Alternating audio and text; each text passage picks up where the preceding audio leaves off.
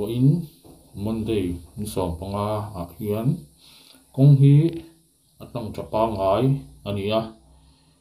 ruột pe an sur ve vek ma se hei kong hi ping lowa alo ong kha mai tu na chuan kong hi atang chapa ngai ri ani e chin kan lo update sel don nia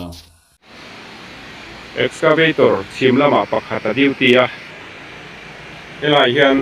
a duty boka a block le kani point tang le lo tur ai nga yang hi lai sang de wa kian hi milung ti de urek ruk ki a ron tlak hi ka om ang reng khop maya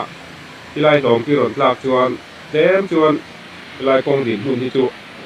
a der khong le de thei om mange kan ti ani o tu kina chuan tu din huna chuan dar sari le mi somli panga jing lamania